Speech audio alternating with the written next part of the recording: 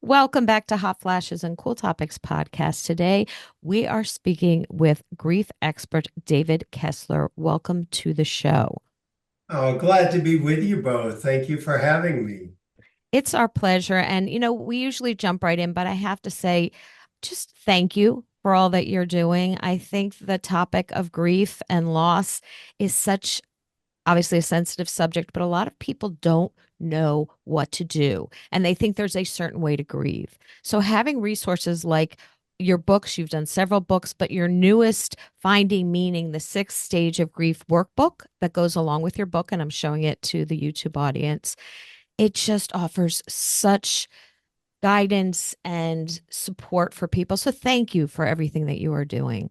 Oh, well, I am committed to it and want to help any way I can. I always like to say right up front that grief is a small word for so many big things that people often think grief means a death of a person, which of course it does. But I also say, grief is a death, like when we say a breakup, that's the death of the romantic relationship. When we say divorce, that's the death of the marriage. When we're talking about losing your job, that's the death of that paycheck with those people. Even things like, there's so much discussion these days about narcissistic abuse. That's the death of yourself you have to deal with. Even the changes in our life, so many things, that we talk about that it's like the old us isn't here anymore, and we have to make peace with the new us. Yes, yes. And, even Colleen and I were discussing um, in this age where we are right now with parents that are aging Right? and issues with dementia or Alzheimer's, that it also could be like that person is still alive physically, but the death of the old person. Anticipatory grief. Yeah. Absolutely. Anticipatory grief. And, when I think about dementia, I think about one diagnosis that has hundreds of little losses in it. Some little losses, some huge losses. And the other thing that is in our world now is estrangement is a Mm. huge loss, and they're still alive. Yes. Oh, So absolutely. many layers to it, and it's so complicated. And many people just don't know what to say. They Right. don't know what to say, and you share advice and offer support and specific wording. I'm sorry for your loss, but don't try to take control. Don't make it about you, and really helpful things. And I thought we could start kind of with the five stages of grief and some things that people don't realize, that they think, okay, I need to go through every stage and I need to go through it sequentially. Can you talk about that? Sure. So first of all, the stages were identified by my teacher and co-author Elizabeth Kubler-Ross decades ago. And I always hear her whispering, she's no longer with us, but I always hear her going, make sure you tell them the stages aren't linear. I think they've sort of been reduced to the five easy steps for grieving, and there's no five easy sequential steps for grieving. Grieving is hard. And those stages are denial. That's the I can't believe this is happening. Anger, I'm angry this is happening. Bargaining is all the what ifs and if onlys. Um, Depression is the sadness, and acceptance is the trying to make peace with the situation. And I can go through all those stages in an hour, backwards, forwards. Grief is messy. And so I think that, like, with our media, those stages have been tried to reduce to like just go through these sequentially and you'll be fine. And anyone who's been through grief knows that's not how it works. So I know I've watched your videos and that people often ask, when will I stop grieving? And you have a Yeah, really well, great answer for right. that. It's interesting. I think about, when it's the death of a person and someone goes, when will my wife stop grieving? When will, my sister, my brother? I always say, how long's the person going to be dead? Because if they're going to be dead for a long time, you are going to grieve for a long time. It doesn't mean we'll always grieve with pain. You know, my hope is with support and some insight and some tools, we can eventually grieve with more love than pain. You write also about the sixth stage of grief, which is Yeah. finding meaning. And if you're comfortable with it, can you talk about how this book and the subsequent workbook came about?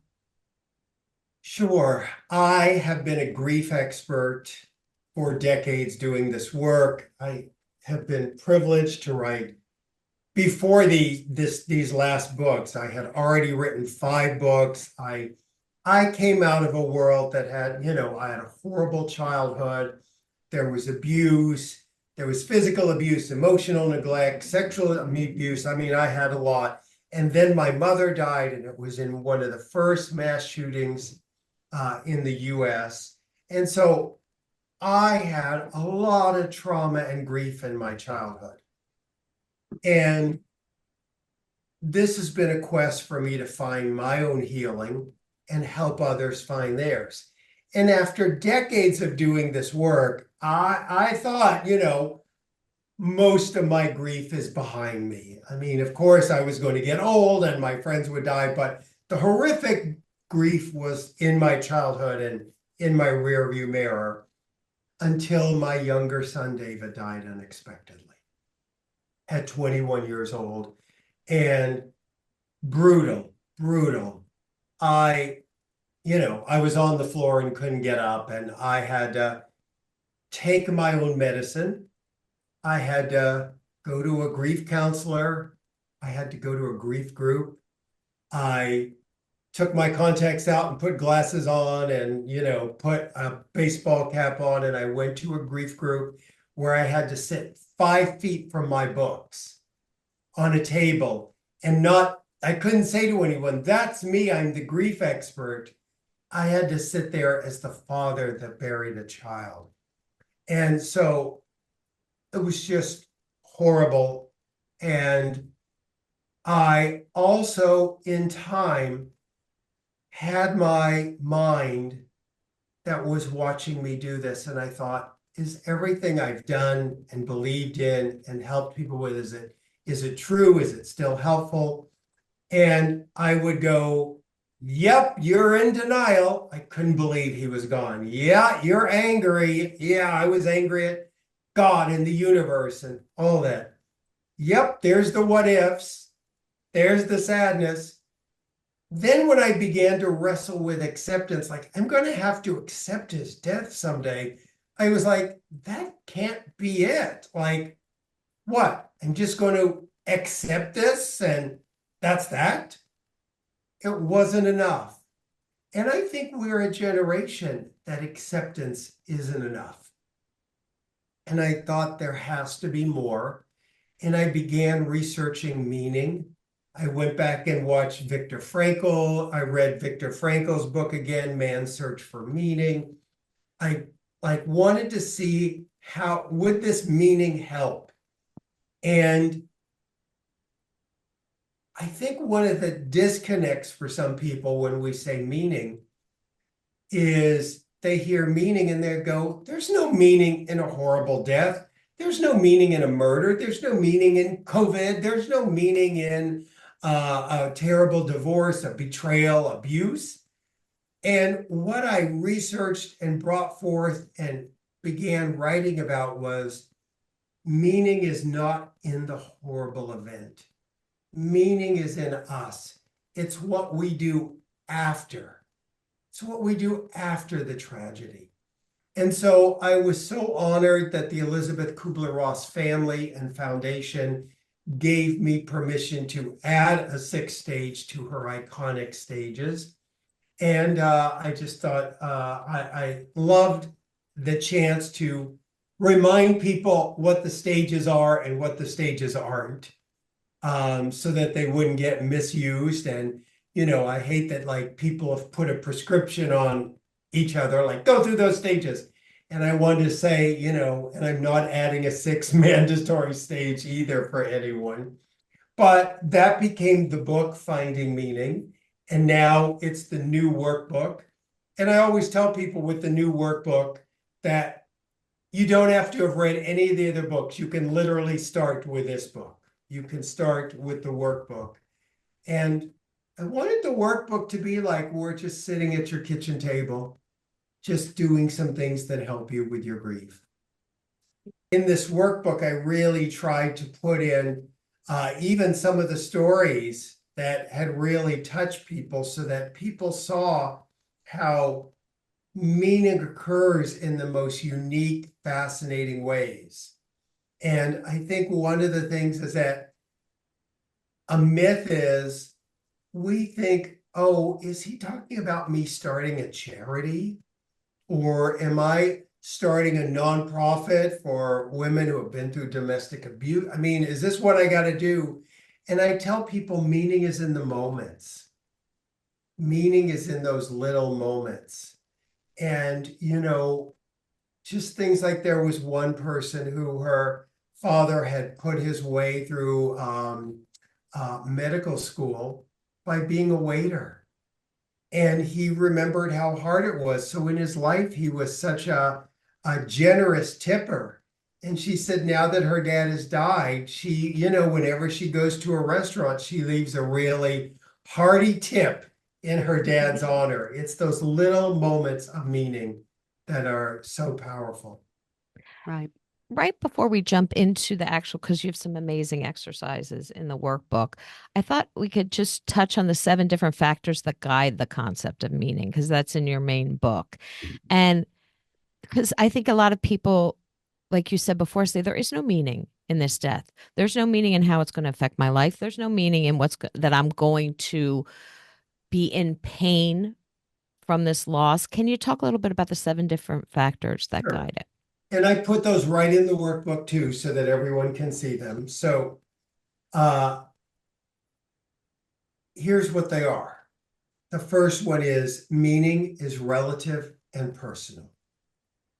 Meaning is relative and personal. No one else can find our meaning but us. 2, meaning takes time. You may not find it until months or even years after loss. There's people who are like, I got to find the meaning right away. Well, you can't, skip the pain and just go right to the meaning. The next one is meaning doesn't require understanding. It isn't necessary to understand why someone died in order to find meaning. Sometimes we think, well, I got to have all the answers. And then, no, you don't need to have all the answers. 4, even when you find meaning, you won't feel it was worth the cost. Like, it's never going to bring back our loved ones or fix the marriage that, ended up in a divorce. And 5, this is a big one. Your loss is not a test, a lesson, something to handle, a gift, or a blessing. Loss is what happens in life. Meaning is what you make happen after the loss. And 6, only you can find your own meaning. And 7, meaningful connections can heal painful memories. So I think they give us a little guidance on this idea of meaning. But I will tell you, one of the challenges with a title like Finding Meaning is so many people go, oh, I bought it or I might buy it, but I'm not ready to find the meaning. The book, the workbook and the book, but the workbook especially, is all about excavating the pain. It's moving through the pain so that the meaning underneath is revealed. You talk about in the workbook, you start it with the power of your grief. And I think that for people is, like you said, kind of where you hit a wall when you first lose someone, because it seems overwhelming. And you talk about new perspectives on your grief narrative. Can we dive into that a little bit? Sure. We have events in our life and we have stories around the events. Let me just give you an example of that. There was a woman who shared with me she was going through a horrible time in her own life. And I noticed it was colored with a story of everyone was going to leave me. Of course, the divorce happened. And I was so curious. And so I talked to her about it. And she shared that in her childhood, when she was probably 5 years old, her parents were divorcing. Her dad was packing up the car, his station wagon. She was devastated. She loved her dad so much. And she said after he packed everything up, she was in the driveway watching him standing in the driveway when he got into the car. And she said to me, do you know how in any book or movie we've seen, that's the moment the dad turns around to his little 5-year-old girl and say, don't you worry, honey. Daddy's coming back for you. Daddy's never going to forget you. She said that didn't happen. He just drove away. She said, I wasn't even worth a second look. That's the event. There were no adults in that moment to explain to her that this was not about her. And so she took that event in and internalized it, and we make up stories about it. And she made up the story of, I'm not worth another look. I'm not lovable. Everyone leaves me. And so the event, we make conclusions from it, and then that becomes our belief system. And then decades later, when her husband's divorcing her, she's like, well, of course, everyone leaves me. And so in our grief and loss, you would think that the grief and loss would be enough, but we have all these perspectives we bring to it. And I wanted some exercises just to help people have an idea that some of these stories could be a little additional suffering. I talk about the stories of our mind, and I love Annie Lamont's quote. She says, my mind is like a bad neighborhood I never want to go into alone. And I feel that way. Like I live in an area that at 3 a.m. I could walk a couple of blocks to an ATM. It is safer to walk to that ATM than to walk into my mind at 3 a.m. at night, right? So, sometimes our mind, which we think would be so helpful in grief, is not always helpful. So I wanted people to realize we begin with how we do tell our stories. And in the workbook, you do that so beautifully. And you actually have this large wheel. You call them like the gang of emotions. And it's almost like by writing down what emotions you're feeling after the loss, looking at all those emotions, you could say, oh, wait a second, but I was angry before I even had this loss, or I was depressed before. And it kind of adds that first step of clarity in what you're feeling because of this loss versus what your overall life experience that you're feeling from. And I'll tell you, it's so fascinating because I put what I call the feeling wheel. And what's fascinating about that is when we think about that, I say to people, tell me what you're feeling. And they go, I don't know, or nothing. Or we think we have three emotions: happy, sad, angry. And someone will say, I don't know what I'm feeling. And I'll have them look at the feeling wheel and they'll see tons of feelings and they'll go, oh, well, I'm feeling rejected, discouraged, amused, valuable, worthless, relaxed, pensive. I mean, there's so many different feelings. And to help them explore these feelings, because I'm kind of mapping out our inner world. And here's the thing. You can't heal what you don't feel. Feelings are our way through this. Now, one of the challenges with these feelings is we're the first generation that has the luxury of feelings on feelings. We think, I'm sad. Oh my gosh, but there's so many sadder things in the world. I shouldn't be sad. I'm angry. Oh, I was taught anger is inappropriate. I should. And we throw these half-felt feelings behind us and we live with them. And I always tell people, because look, it's our nature to avoid pain. I always tell people the problem is what we run from pursues us, and what we face transforms us. And so we have to feel them, but we got to start with identifying them. Right. That is so important there. I know a lot of people too, walking through my own brain, compare, just like you just said. Oh, but there's so many worse things in the world. I shouldn't feel this way. Or, well, they went through something so much worse than I did. I shouldn't be complaining or feeling whatever feeling I am having about my loss. Yeah. And, here's the problem with comparing. When we're comparing, we're in our mind, and we don't have a broken mind, we have a broken heart. And the other challenge is there's this crazy hierarchy of losses out there. And it's not true. People say, which is the worst loss? Grief, which is the worst loss? Is it a child's death?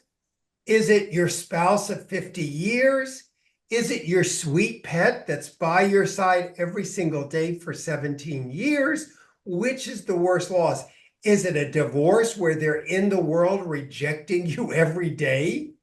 Is it the loss of our youth? What's the worst loss? And I always say yours. Yours is the worst. Like, I can't know another person's loss. And all tears count. All tears count. That's so powerful for people to hear, especially those who are grieving right now. Um, what about, and you talk about this in the workbook as well, timelines.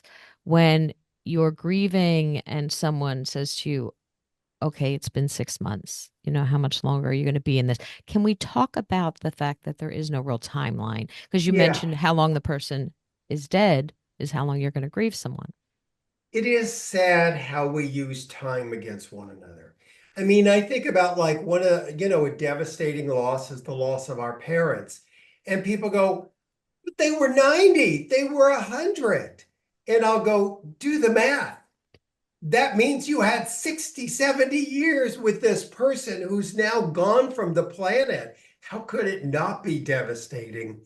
So we do use time in negative ways. Here's the thing. There is some markers out there.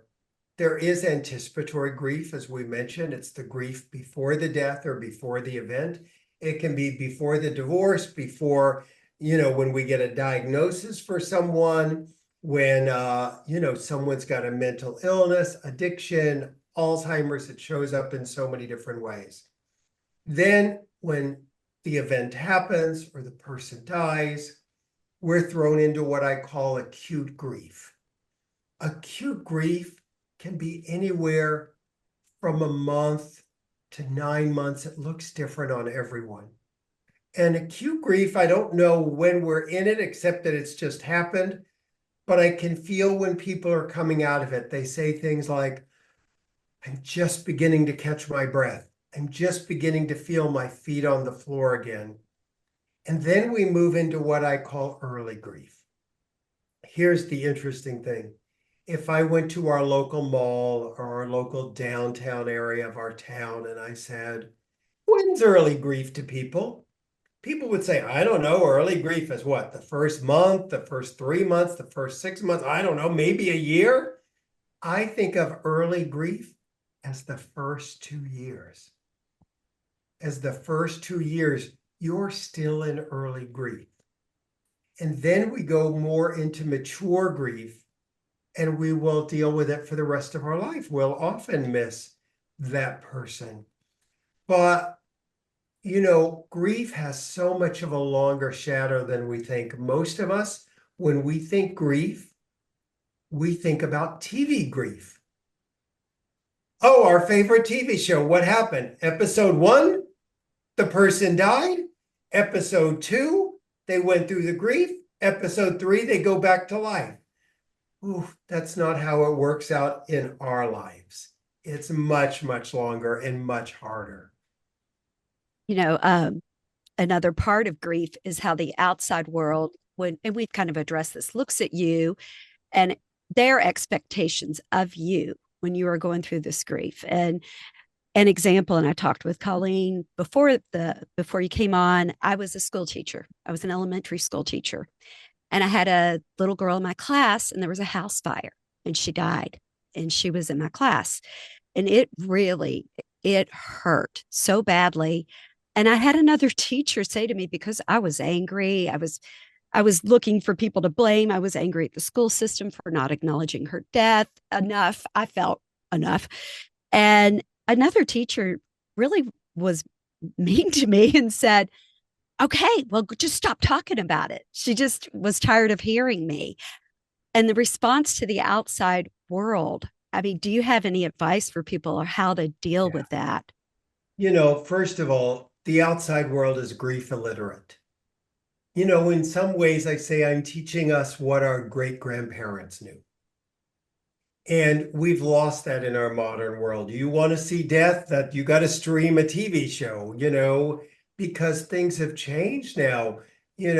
Death has moved into the hospital or the nursing home. It's not in our home anymore. The funeral, parlor isn't our parlor like our grandparents. It's now the funeral parlor. Many people don't even know the parlor. Like, think of your grandparents, they probably had a parlor in the front of their house. If you have a house that was built before the 40s, you have a wide door for the casket to go in and out. That was our parlor. And then it became the funeral parlor. And there was an article written that said your front room should not be the parlor dining room. It should be your living room. So now even the name of our living room is in response to, we're not going to talk about death anymore and have it in our home. And so there is this grief illiteracy that we don't know how to talk about it and hear it and witness each other's grief. Grief must be witnessed. And here's the thing, we know all grief does not have trauma, but all trauma has grief. And we know from so many studies what we need. What's the cruelest thing we can do to someone in war, besides killing them, is put them in isolation. And when we're in grief, we often isolate. And so many times people will say to me, oh, I've got this loved one. Ever since their person died, they're isolating. And I'll say, are you sure they're isolating and you're not isolating them? Because when people say, Bridgett, like they quit talking about it, we're leaving you alone in your grief. We're isolating you. And one of the things I put in the workbook is I put a little a shame section on how to know if you have shame in your grief. And it's fascinating to think about it. And people can, even if they want to just get a look at how easy the workbook is, they can go to shameworksheet.com and just download that shame worksheet to go, oh, maybe I have a little shame in my grief that you didn't even realize. It's so true. And I think the second part of your book, moving towards meaning, you talk about acceptance and disloyalty. And a lot of people think that I've never liked the term moving on because I don't think you ever move on for grief. You just learn to walk with it. But a lot of people feel if it's the loss of a spouse, loss of a child, first time you laugh again, you're being disloyal. The first time you think about being with another person, you have some great exercises in the book, but can you talk about the disloyalty factor? Yeah, it's interesting. I put a disloyalty checklist because for a few reasons. Number one, people get afraid to open a grief workbook. And someone said to me, I bought it. And as we talked about before, it sold out the first day. I'm so thrilled that people are utilizing it. Hopefully it's all back in stock and they have reprints by the time we're airing. But I think just it selling out the first day shows how hungry we are for support and information. But someone said, I bought it, but I'm afraid to open it. And I said, can you tell me more about it? And the person said, I don't want to go into the pain. And I said, oh, dear one, I wish the pain was in the book.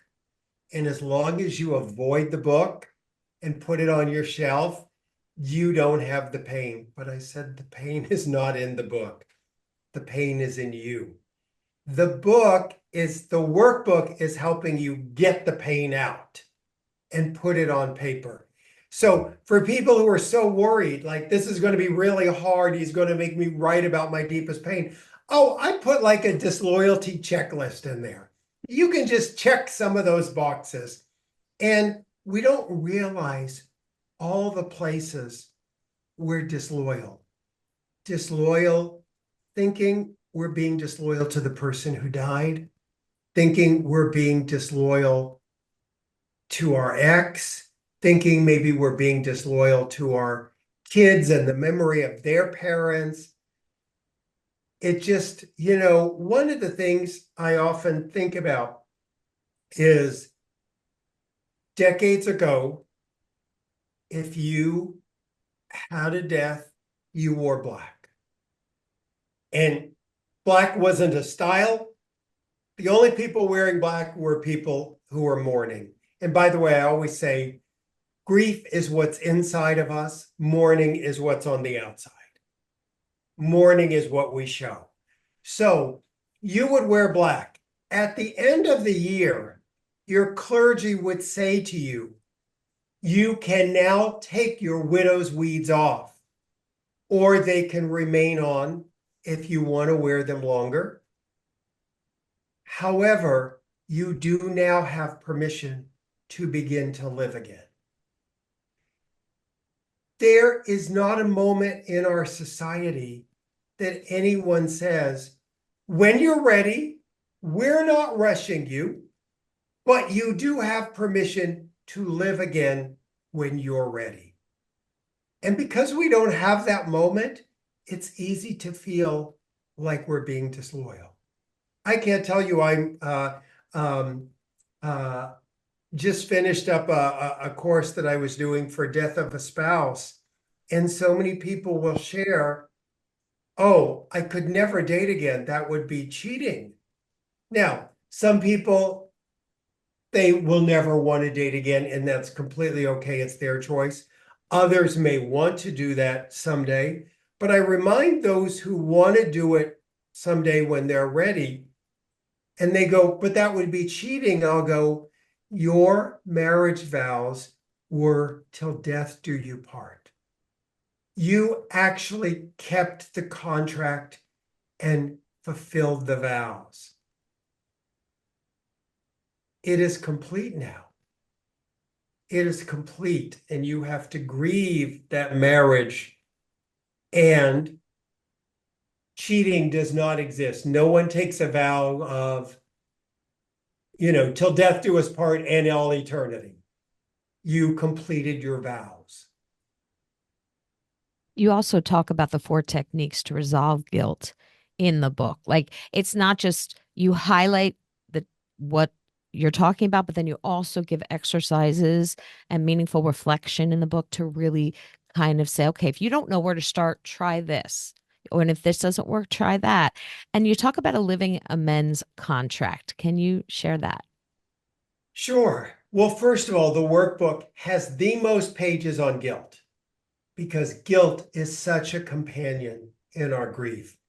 And we often feel guilty that somehow we contributed. That, what if I had made them get a third doctor's opinion? What if I wasn't so busy being mom? Maybe the divorce wouldn't have happened. All those what ifs and if only. So I really wanted to give them step-by-step ways to begin to release the guilt. And one of the reasons forgiveness is a fascinating topic, one of the reasons forgiveness doesn't work for a lot of us is we're trying to forgive a lie. If you are trying to forgive that guilt, oh, I contributed to their death because I forgot to, these are all real examples. I forgot to tell the emergency room of the hospital to check his heart. It's my fault. Oh, I need to practice self-forgiveness. And you don't do the work or have techniques to realize, oh, the emergency department of the hospital knows to check the heart. But we turn on ourselves. The guilt is just insidious. And here's the thing I just want to really let your viewers and listeners know. Our mind would always rather be guilty than helpless. We want control. We want to find, oh, it's because I forgot to tell the emergency department, because that gives me a sense of control. And if I have control, more deaths won't happen. Our mind is predictable and protective. It's always trying to give us the illusion of control. So if we try to forgive ourselves for something that just isn't true, we're like, I don't know why I can't get past it. Now, the other piece you asked about is a living amends. Many times people will go, I wish I would have done this or that, but the person has died. I can't apologize to them anymore. I always say, first of all, if you say something sincerely in your heart, I believe they'll feel it in theirs. But a living amends is something I borrowed from some other worlds. A living amends is what to do when you can't make an apology. And let me give you an example from outside the world of grief. A person who was deep in their addiction went to the local department store, and stole $100 worth of items. In their healing, they needed to make amends. They went into their local department store and they said, here's $100. I stole some things. I want to give it back. The sales clerk said, I can't take $100. There's nothing to ring up. Thank you for the apology, but there's nothing to ring up.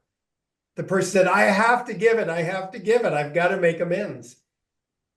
They brought the manager over. The manager said, look, there's nothing we can do. We appreciate but there's nothing we can do. That person went around the store and bought another $100 worth of things. But this time they bought instead of stole. They bought $100 worth of things and had them in their bag, and then walked around the store putting the things back they had just purchased. So they were actually paying it back. Now, how does that relate to this world and the exercise I do? A living amends is where we say, I'll take something simple like, I never told my dad I loved him. I want to make a living amends to him. What does that mean? And I have someone do like living amends in the workbook. That means that for the rest of my life, whenever I love someone, I'm going to say it in honor of my dad. And that becomes the living, breathing apology. Maybe you argued and called some names. You weren't your best self. A living amends would be, for the rest of my life, my apology to the person who died is when I'm in an argument with someone, I'm not going to name call anymore. So those are the living amends, and I really walk people on how to do them. I And they want don't have to, go ahead. I was going to say, they don't have to be, like you said, starting a charity. I mean, that's good Right, if they right, are, but they right, big could just be, things. right. yes, yeah. Before we get into the final part of the workbook, which is life after loss, I want the listeners to understand that the workbook sold out very quickly. Hopefully, by the time we air this, it will be back in stock. You can go I to promise it will be. I will. Okay, I promise it will be. And go to griefbook.com because AI has a book out that is not this book. You are looking for the teal one. I am showing it on the YouTube channel, but you can also, we'll have the link in our It's show notes. full teal. The AI made sure it used teal also, Oh, but how you want to thoughtful. look for the one that's full teal and that David Kessler is the author. And Right. that's why if you go to griefbook.com, we'll connect you with Amazon, Barnes and Noble, independent bookstore. Just And make we, sure David Kessler is the The author. author. right, because Right. it's The completely author, yeah. unacceptable that And AI we can have do a that. 3-part class for anyone who orders it that will help you begin. That will help you begin. We'll do some of it together. Which is so helpful. Like I said, so many people don't know where to turn. And the fact that this is something that they can do to help themselves, it's a personal thing. You're not comparing yourself to anyone else going through this journey. And the third section of your book talks about life after death. And again, guilt, big factor in that. But you talk about the hero's journey. And I don't think people who are going through grief think about their journey as a hero's journey. So can we start with that in the life after? Sure. It's interesting. I have always loved the hero's journey, and people might not be aware of it, but probably any movie or story you really love is a version of the hero's journey. It was done by Joseph Campbell, and it is Star Wars and Lord of the Rings and any DC or Marvel, all of those. And it starts out where life is going along and it's good. And then something bad happens, like take Star Wars, Luke Skywalker's parents are killed, and there is the refusal of the call. We think in our grief, I'm never going to live again. There's no help for me out there. This is just horrible. I'm never going to survive this. We refuse the call. This can't be happening to me. And then we move into the dark nights, the dark part of our life. And that's what the hero's journey looks like. And in the end, we come out with everything that happened, the divorce happened, the death happened, the horrible things happened, but we are changed forever. And it turns out we're the hero of our own journey. And I want people to know, we go through excavating all the pain in the workbook. And then at the end, I have the hero's journey laid out as they might know it in grief. And then I ask people to write down their own hero's journey. And it's fill in the blanks. You don't have to know the hero's journey. You just fill it in. And, the thing is, when there's been devastating loss, we have to find our life again and our story again. Grief makes the story about the other. We become all about the person who died, or we become all about our ex or the divorce or whatever. And the hero's journey is about coming back to ourselves, forever changed and even stronger. And there's somewhere in the book where you talk about how grief can walk with you as love and not pain. And I think that's really important for people to think about because, like you said, there's no timeline. You will feel the grief and the loss of that person, but yet you can feel the love that because the love didn't die. And I think that Correct. can you just talk a little bit about because I think it's really important for people to understand it doesn't always have to be as painful as the initial grief. Yeah, that when we talk about a loved one dying, grief is love. Grief at its core is love. My website is grief.com. The tagline underneath the subtitle is because love never dies. You know, I love my parents. They're long gone. I love my son every day who died, my younger son. I still parent him. I still send him love. So the love continues. You know, I tell people, death has done enough. Don't give death any more power than it has. It has the power to end the physical body, but it doesn't have the power to end our relationship. It doesn't have the power to end our love. That continues. Now, when we talk about these other losses, divorce, so many other things, abuse, bad things that happen in the world, a lot of that is perhaps sometimes for the first time finding our story and finding the love for ourselves. These horrible things in our life get in the way of our connection to self, and we have to find our story again and find our worth again. Finding Meaning, the 6 Stage of Grief workbook is so helpful, and we really recommend it to our listeners. Again, griefbook.com will lead you to the resources as well as the 3-part series that you do, correct? Correct. So griefbook.com, it'll take you to Amazon, Barnes and Noble, as well as an indie bookstore. And just make sure you get the workbook that's Finding Meaning, the workbook that David Kessler is the author of, the full cover teal one. Thank you And are so you much. still, oh, I was going to ask, do you still go around and do you do different talks in different places? Not as much. I now Okay. have an online grief group with 26 different groups in it. Okay. So there's death of a parent, death of a spouse, death of a child, so many different, we have faith, we have afterlife, we have all kinds of groups online now. And the beauty is so many times when people hear an online group, they think, oh, I don't want to go online with 6 people on a Zoom. The nice thing is it's hundreds of people, which means you can be up front talking, or you can be in the back with your camera off and no one ever sees you.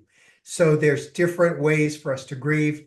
I also have a grief certificate program for therapists and coaches and people who have been through these dark nights and want to turn pain into purpose and help one another. So all of those can be found at grief.com. And because I want people to know there's help out there. Yes. So So important. it Mhm. really is. It's people don't know where to go. They're so Right. overwhelmed. So thank you so much, David Kessler, for all that you have been doing and all that you've done and will continue to do. And we'll have all the links in the show notes for Finding Meaning, the 6 Stage of Grief workbook. Thank you so much for joining us. Oh, thank you both for having this conversation. I appreciate it. Thank you for making it a cool topic. Right. Thanks. It is.